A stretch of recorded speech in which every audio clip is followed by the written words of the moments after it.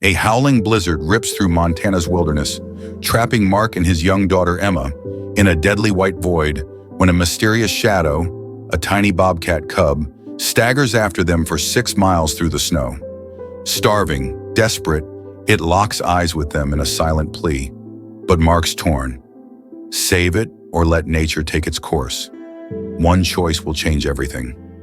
Before continuing the story, tell me which city you're watching from. I want to know how far this video has come. Don't forget to like and subscribe to the channel so I can send you exciting stories like this every day. Thank you. The Montana wilderness didn't whisper, it roared. Snow slashed through the air like 1,000 white blades, each gust of wind a howl that clawed at the pines and tore at the flesh beneath Mark Townsend's heavy coat. 53 winters had hardened him to the northern Rockies' brutality, but this storm, this unrelenting beast, felt different. It wasn't just the cold sinking into his bones. It was the weight of the unknown pressing down, a shadow lurking beyond the veil of swirling white. Beside him, Emma, his 12-year-old daughter, fought to keep pace, her small frame swallowed by a bright blue snowsuit that stood defiant against the endless gray. Her scarf fluttered wildly, a fragile flag in a war against nature's wrath. "Dad, how much farther?" Her voice trembled, barely piercing the wind's scream, fragile as a candle flickering in a gale. Mark pulled his wool cap tighter, squinting through the blizzard. "Just a mile to the ridge," he shouted back, his breath clouding in jagged bursts. "You'll see, it'll be worth it." He forced a smile, though his lips cracked beneath the scarf.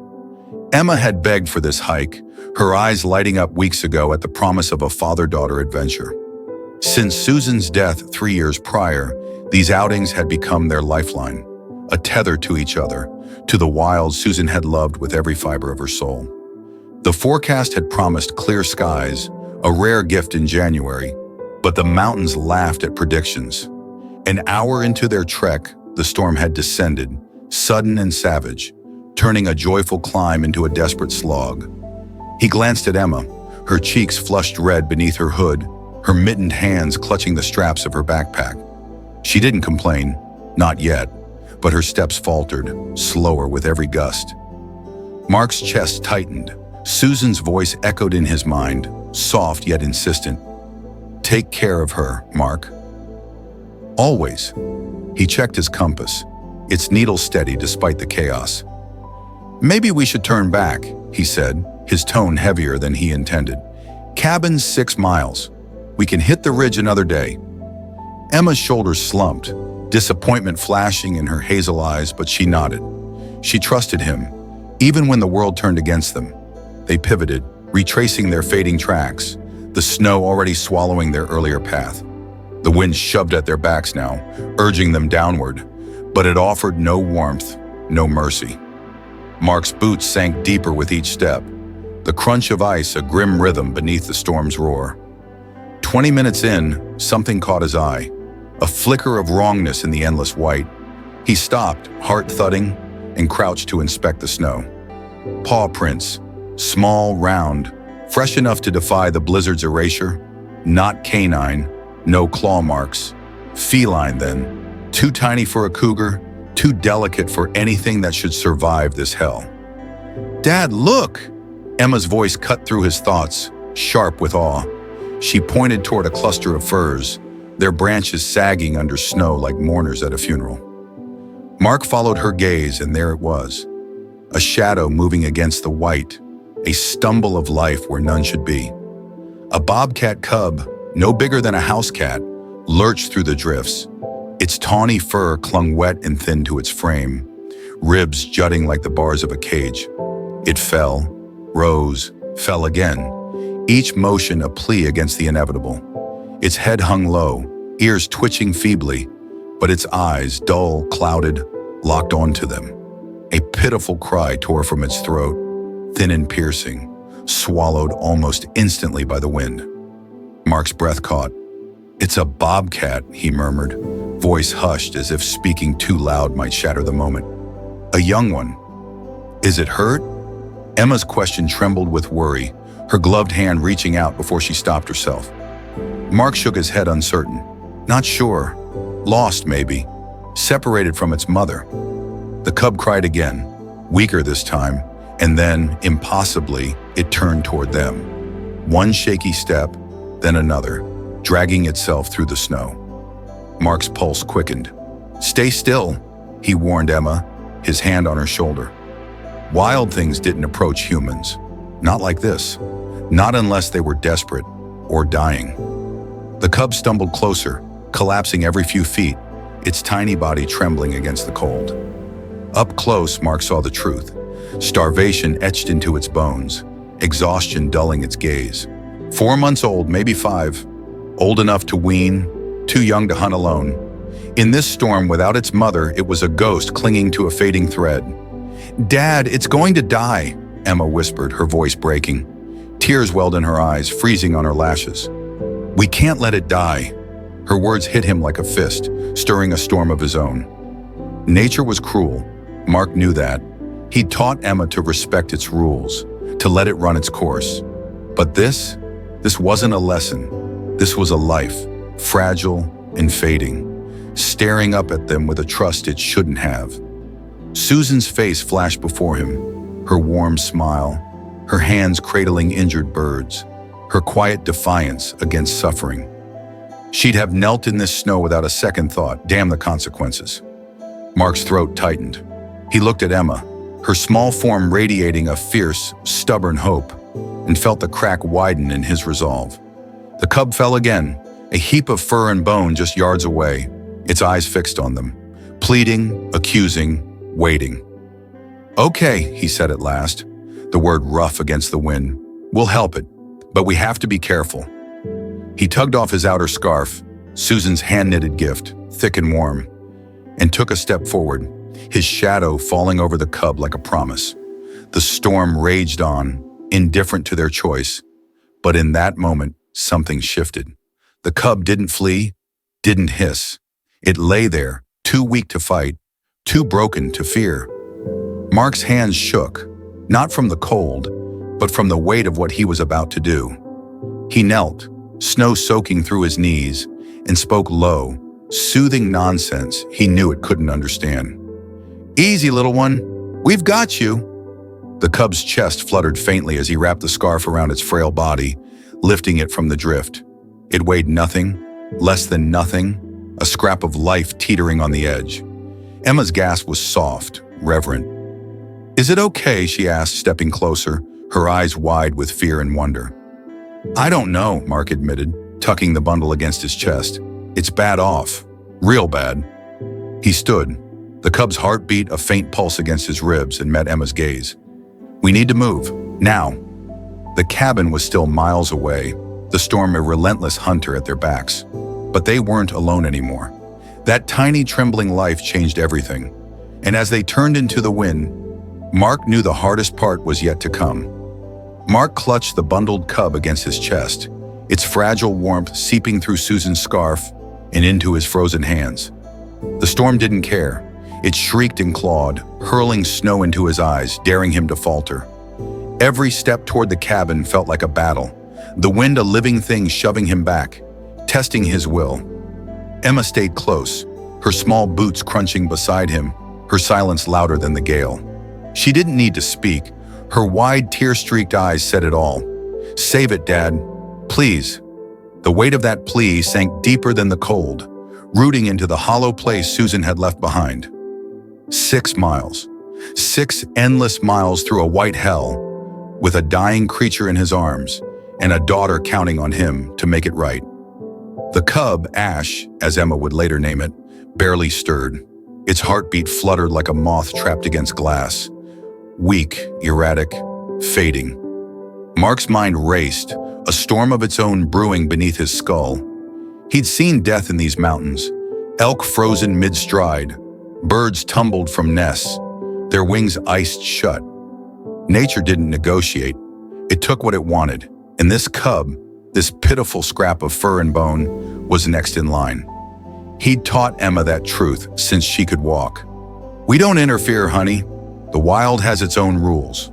But now, with its shallow breast trembling against his chest, those rules felt like chains, cruel, cold chains he wanted to snap. "Dad?" Emma's voice broke through, small but sharp, cutting the wind's howl. She'd stopped, her mittened hands balled into fists, snow piling on her shoulders like a shroud. "It's not moving, is it?" She couldn't finish, her lip quivering, her eyes locked on the bundle. Mark slowed, glancing down.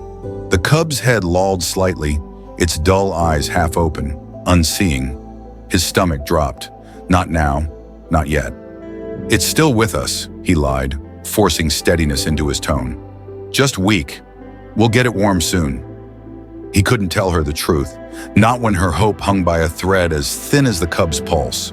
She nodded, swallowing hard, and trudged on, her determination a mirror of Susan's quiet fire. Susan. Her name burned in his throat, a coal glowing through the ears. She'd have done this without hesitation. Knelt in the snow, cradled this broken thing, defied the wild's indifference. 3 summers ago, she'd nursed a sparrow with a shattered wing back to flight. Her hand steady as she whispered to it, her smile soft as dawn. "Every life matters, Mark," she'd said, her voice a melody he couldn't unhear. Now, with her scarf wrapped around the cub, it was as if she stood beside him, her presence a ghost in the storm. "Don't let it die," she seemed to say, her words threading through the wind. "Don't let Emma see it die." Mark's grip tightened, his jaw clenching against the ache. He'd failed Susan once, watching cancer steal her breath, her light.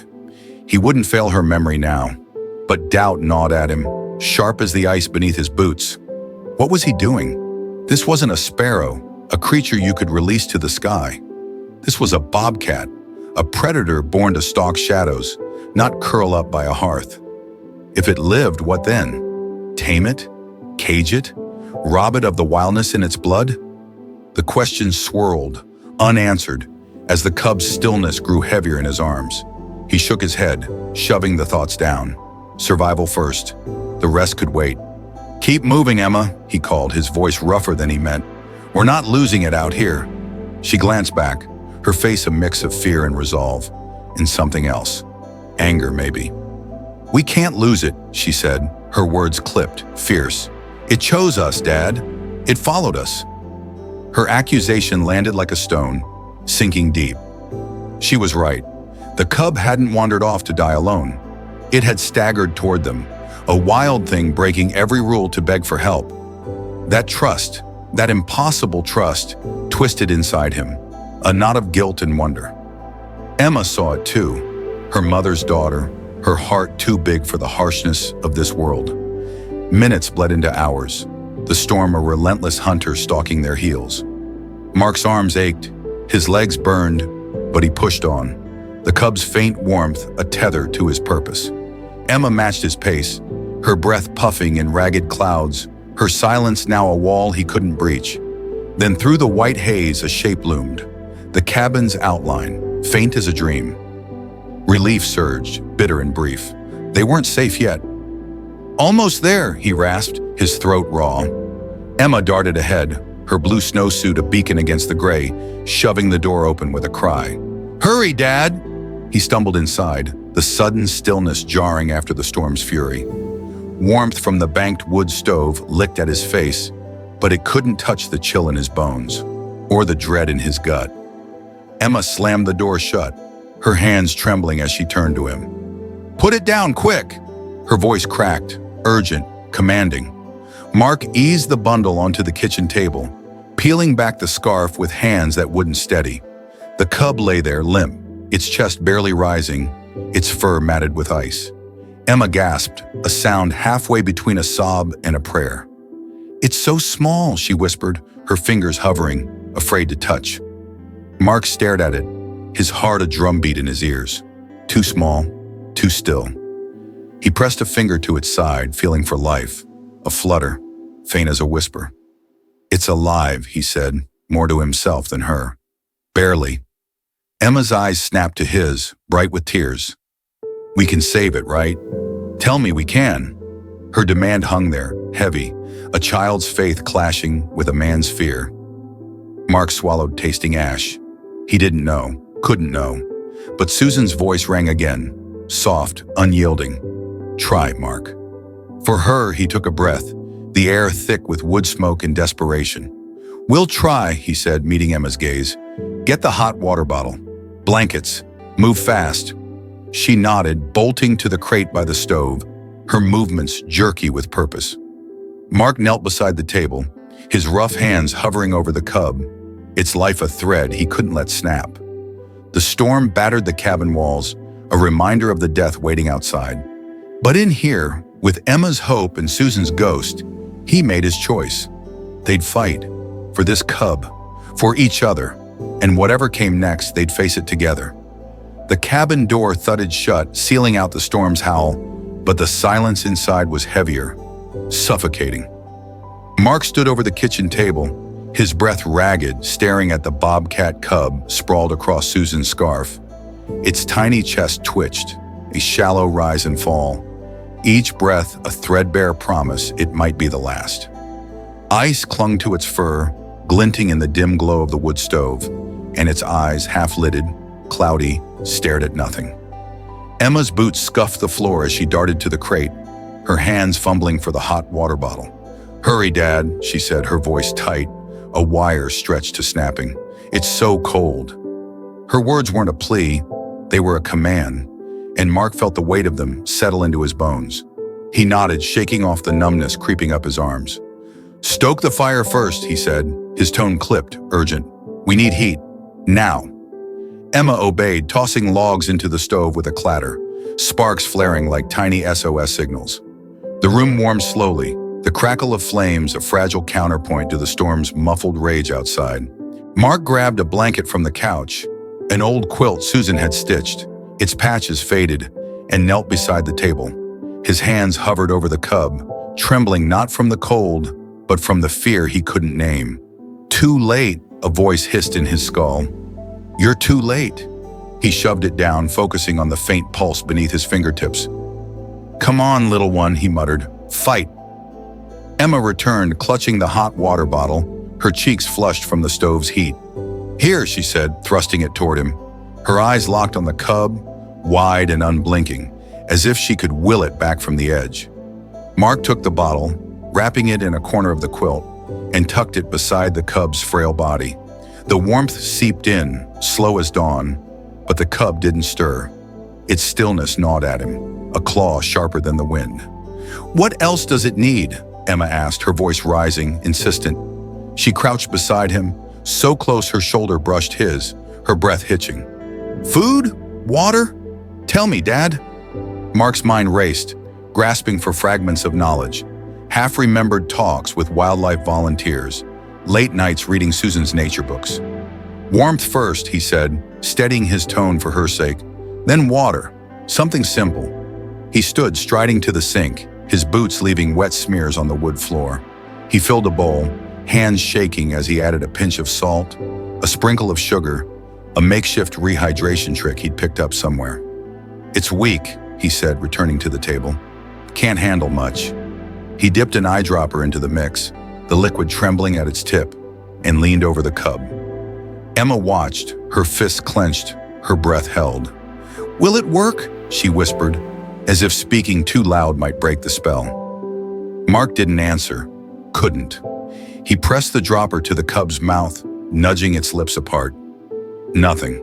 The liquid pooled, unswallowed, dribbling onto the scarf. His chest tightened. "Come on," he growled louder this time, frustration bleeding through. He tried again, tilting the cub's head, a drop sliding in. Still nothing. Emma's hand shot out, gripping his arm. "Try harder, Dad. It's dying." Her voice cracked, raw with panic, and Mark felt it, the crack splitting wider, fear spilling out. "I am trying," he snapped, sharper than he meant. She flinched, but her eyes didn't waver, burning with a fierceness that stole his breath, Susan's fierceness. He softened, exhaling hard. "Sorry, honey, it's bad off. We might not—" He stopped, the words too heavy to finish. Emma shook her head, tears spilling now, freezing on her cheeks. It's not dying. It can't." Her defiance was a wall, unyielding, and Mark saw her then, not just his little girl, but a fighter, a mirror of the woman they'd lost. He nodded, swallowing the lump in his throat. "Okay, we keep going." The next minutes blurred, drop after drop, a slow, agonizing rhythm. The cub's tongue twitched once, a flicker of life, and Mark's pulse jumped. "There," he said, voice low, urgent. "Did you see that?" Emma leaned closer, her breath catching. "Yes, do it again." He did, faster now, the dropper trembling as he coaxed another drop in. The cub swallowed, weakly, barely, but it swallowed. A spark flared in Mark's chest, small but real. "It's working," he said, almost afraid to believe it. Emma's face lit up, a sob breaking free. "I knew it. I knew it would." But the spark dimmed as fast as it came. The cub's breathing slowed again, shallow gasps spaced too far apart. Mark's hope faltered, a stone sinking through him. "It's not enough," he muttered, more to himself than her. He set the dropper down, hands clenching into fists. "We need help. The Wildlife Center." He grabbed the satellite phone from the counter, punching numbers with numb fingers. Static hissed back, the line dead. He tried again. Nothing. The storm had cut them off, a wall of white trapping them in this fight alone. "Damn it," he hissed, slamming the phone down. Emma's head snapped up. "What's wrong?" "No signal," he said, his voice tight. "Roads are closed. We're on our own." Her face paled, but she didn't cry. Not this time. She straightened, her jaw set. "Then we save it ourselves," she said, her words a vow. "We have to." Mark looked at her, this fierce, fragile girl, and felt the weight shift. Not just the cub's life, but hers too, hanging on this moment. He nodded, turning back to the cub. "Get more blankets," he said. "We'll make a nest. Keep it warm through the night." Emma knelt beside him, peering in. "It's waking up," she breathed, her hand clutching his sleeve. The cub shifted, a tiny paw flexing, and let out a weak, raspy cry. Barely audible, but alive. Alive. Night fell, the storm a relentless drum against the walls. Mark and Emma sat vigil, the crate between them, the cub's breaths a fragile metronome. "What do we call it?" Emma asked, her voice soft now, weary but warm. Mark hesitated, old instincts kicking in. "We shouldn't name it, Emma. It's not ours." She looked at him, thoughtful, undeterred. "Just for now, Dad, while it's here." She paused, tracing the crate's edge. "Ash, like it's fur. Like it almost, you know." Mark's chest ached, but he smiled despite himself. "Ash," he agreed. "For now." The fire crackled, the storm raged, and Ash clung to life, barely, stubbornly, between them. They'd won this round, but Mark knew the war wasn't over. The night stretched ahead, a battlefield of hope and doubt, and whatever dawn brought, they'd face it together. Dawn crept through the cabin's frost-laced windows, a pale gray light that softened the night's sharp edges. The storm had quieted to a low growl, its fury spent, leaving only the crackle of the wood stove and Ash's faint, steady breaths to fill the silence. Mark slumped in a chair beside the crate, his eyes gritty, his hands still curled as if gripping an invisible lifeline. Emma lay curled on the floor, her head resting on her arm, a blanket draped over her small frame. She'd fallen asleep mid-vigil, her face smooth with exhaustion, but etched with a stubborn hope that hadn't wavered. Inside the crate, Ash stirred, a twitch of an ear, a flex of a paw. Small signs that life had taken root again, fragile but fierce. Mark rubbed his face, the stubble rough against his palms. He'd lost count of the hours, the endless checks of Ash's breathing, the whispered encouragements he wasn't sure were for the cub or himself. It had survived. Somehow, against all odds, it had clawed its way back from the brink. He leaned closer, peering into the crate. Ash's eyes, clearer now, met his, a glint of wildness flickering beneath the haze. A low rumble rose from its chest, not a cry, but a purr, faint and raspy. Mark's breath caught. "You're a fighter," he murmured, a tired smile tugging at his lips. "Just like her." Emma stirred, blinking awake at the sound. "Dad?" Her voice was thick with sleep, but her eyes snapped to the crate, wide and searching. "Is it?" She scrambled up, shedding the blanket, and knelt beside him. Ash shifted again, lifting its head slightly, its tufted ears swiveling toward her. "Look," she gasped, a grin breaking through her weariness. "It's better."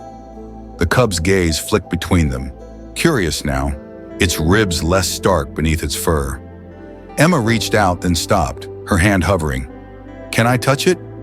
"Not yet," Mark said, his tone gentle but firm. "It's still wild, Emma. We don't want it too comfortable." She nodded, though her fingers twitched with longing. "Ash," she whispered, testing the name. The cub's ears perked, and Mark felt a pang, sharp, bittersweet. Naming it had been a mistake. A crack in Ash adapted fast, moved to the porch. It paced its new bounds, sniffing the air, its coat gleaming in the cold light. Emma sat nearby, reading aloud from her books, tales of adventure, of wolves and forests, her voice a thread weaving through the space. Mark watched from the window, arms crossed, a wry smile tugging at him. Ash's ears swiveled, its yellow eyes fixed on her, as if listening. "She's taming it," he muttered, though he knew better. It wasn't tame. It was healing, growing, its wildness sharpening with every day. The director's warnings rang in his ears. Too much human contact, and it won't survive out there. Weeks passed, winter's grip softening. Ash's muscles filled out, its movements fluid, powerful. It batted at sticks Mark tossed into the enclosure, pounced with a grace that stole his breath.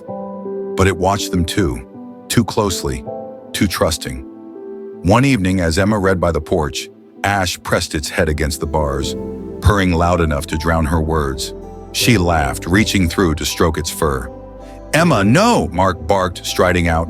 She froze, guilt flashing in her eyes. "I didn't mean to," she said, pulling back. It likes me."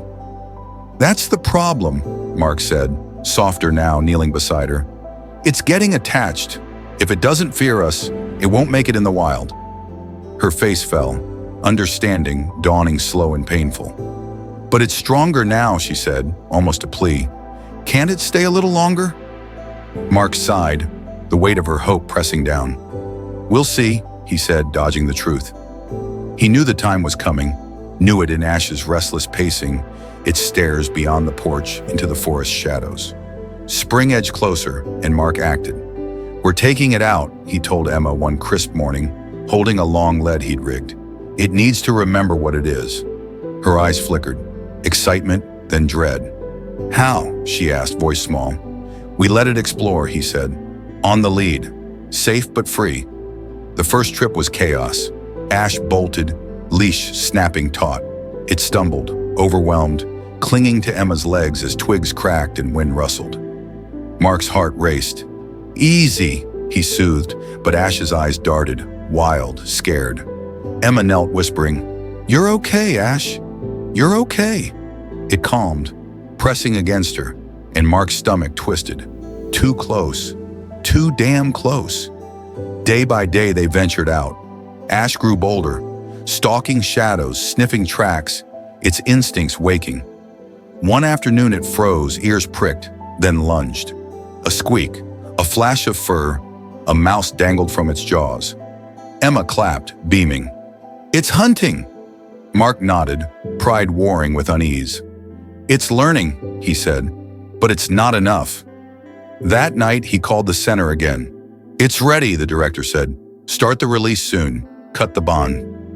Mark hung up, staring at Ash's silhouette against the porch screen, its eyes glinting in the dark. Ready, but was Emma?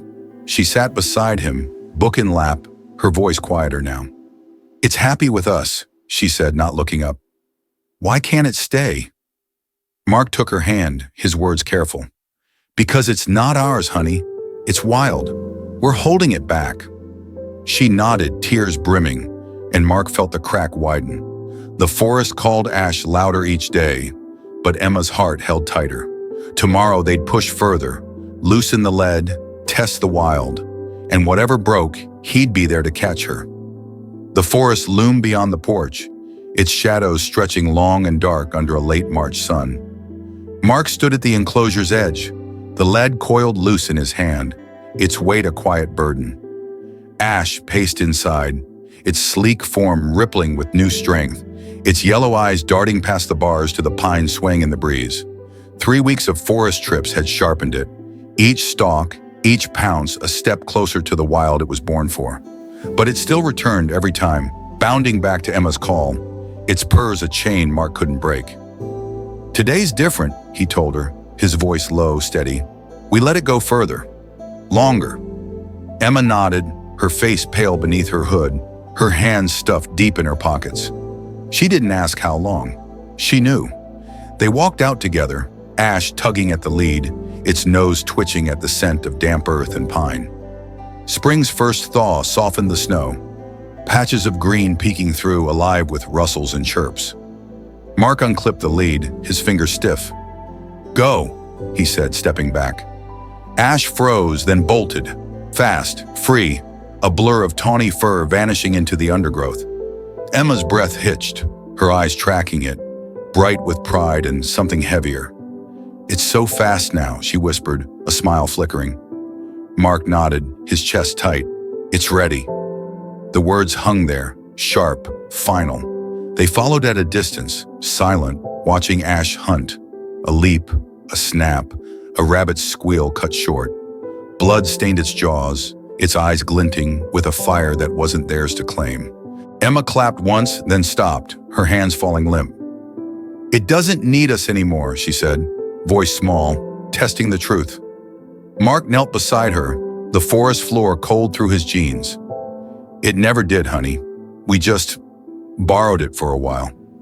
She looked at him, tears brimming but held back, her jaw set like Susan's when the end had come. "Then why does it hurt?"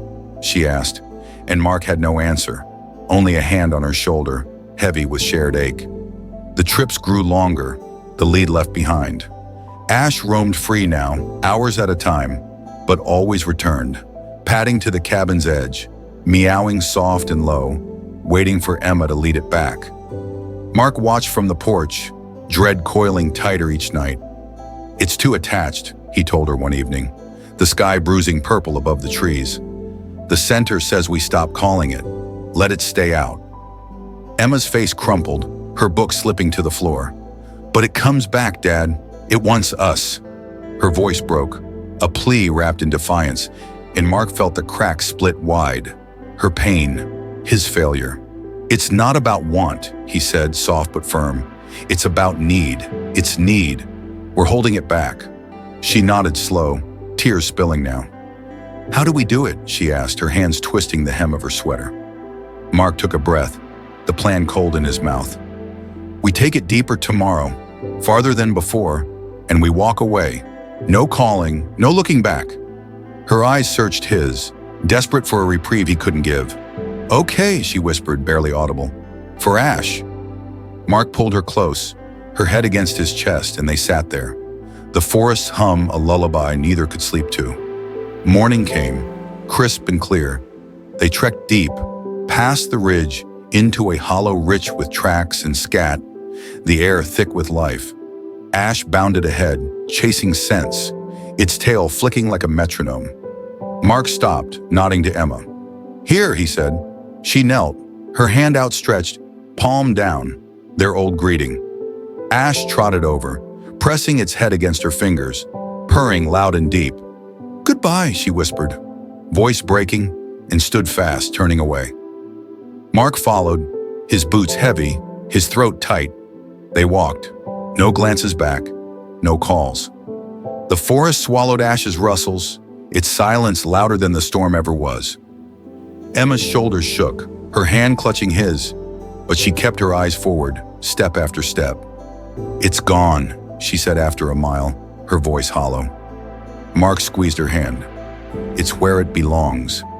That night she cried herself to sleep, her sniffles drifting through the cabin walls. Mark sat by the stove, staring at the empty crate, Susan's scarf folded beside it. Ash didn't come back. Not the next day, not the next. A week passed, the forest quiet, the porch bare. Mark chopped wood. Emma studied, life stitching itself over the hole Ash left. Slow, uneven, raw. Then one morning he saw it. A shadow at the tree line, muscled and sleek, its coat blending with the dawn's dappled light. "Emma," he called, soft, urgent. She stepped onto the porch, her breath catching as Ash, bigger, wilder, sat watching them.